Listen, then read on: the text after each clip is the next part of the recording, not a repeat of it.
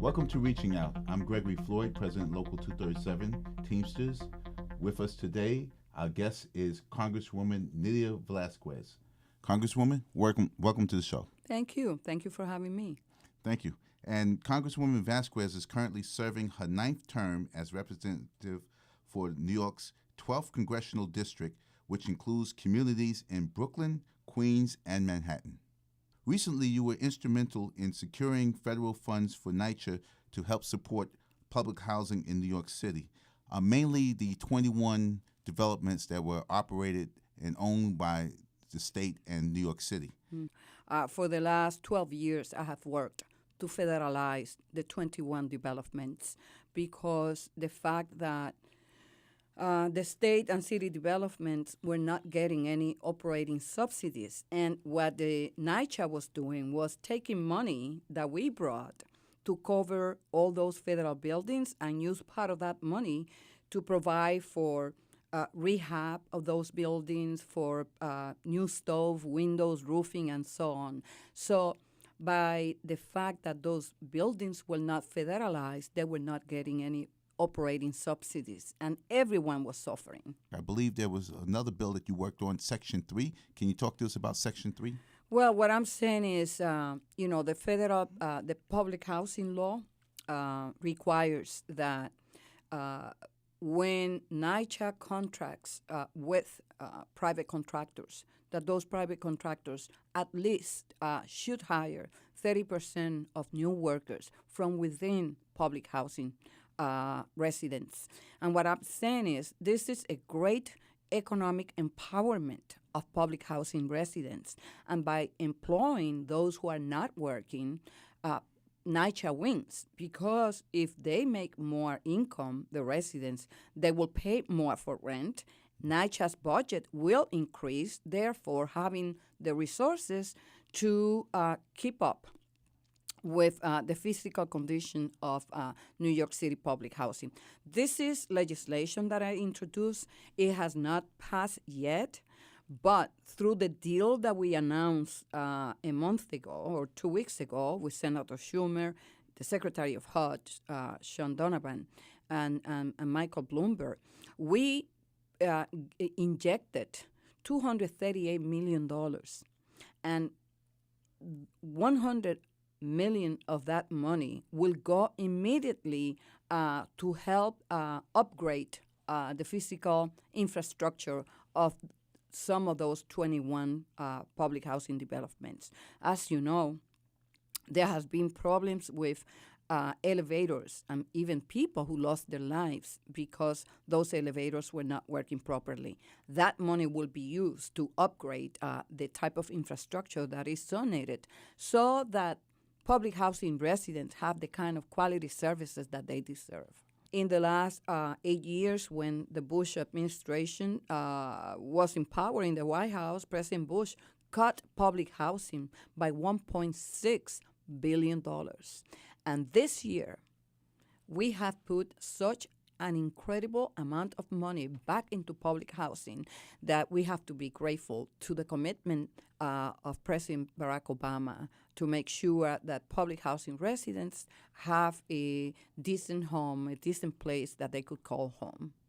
There are over 500,000 residents in New York City public housing, and some of the public housing are located in, I would say, very prime locations in New York City. Yeah. One location that comes to mind are the Amsterdam houses that is located on 65th in Amsterdam, which is right across the street from Lincoln Center. And they formed a partnership because of their close proximity to Lincoln Center, with Lincoln Center, where Lincoln Center puts on a concert for them.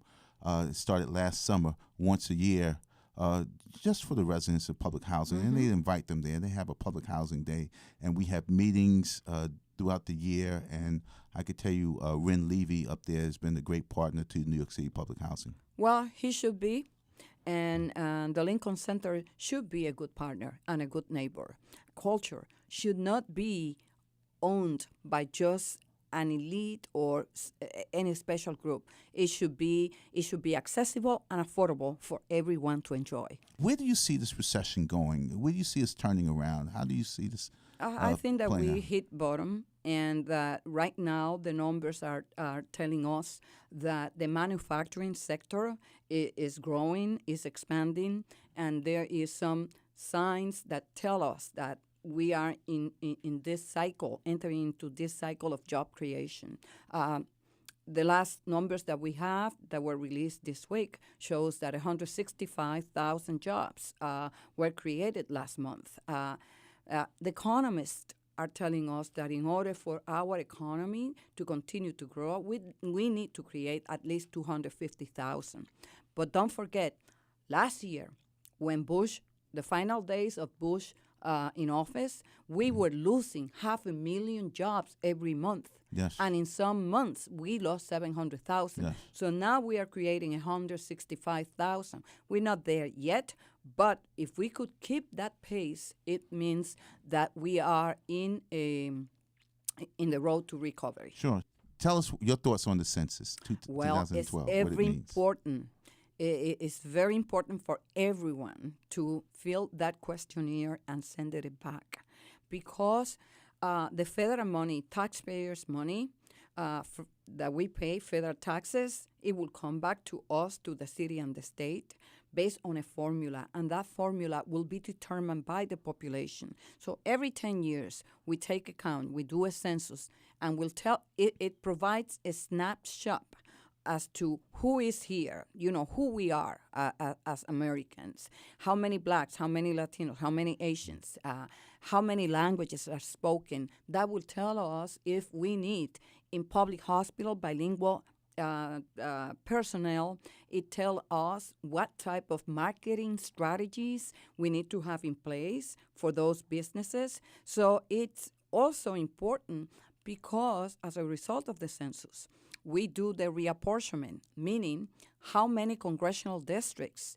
every state is going to have. And that is important because everyone wants to make sure that when people sit at the table to make political decisions that impact people's life, that we have someone who looks like us that is there representing us in the United States House of Representatives or the Senate. These are also challenging times for so many of us in New York City, and we do count on leaders like you to provide the guidance and leadership to help us move forward.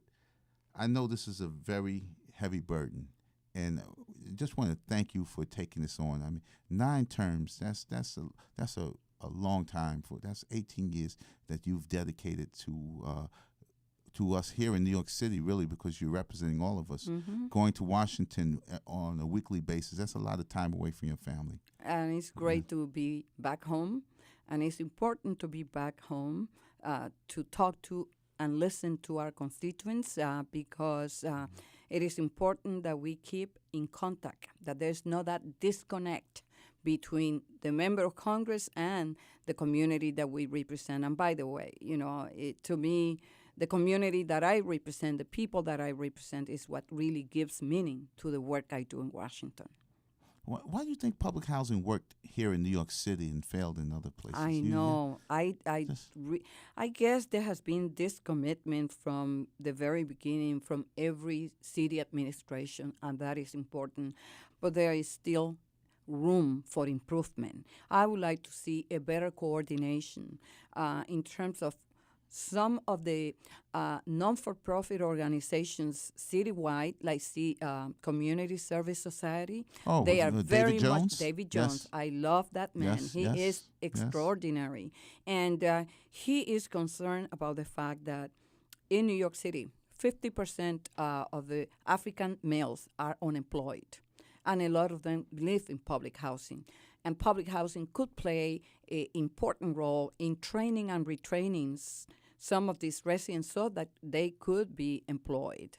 And so we are working in doing some meetings, and maybe we're going to be reaching out to you to see how can we work in a more comprehensive, holistic included. way.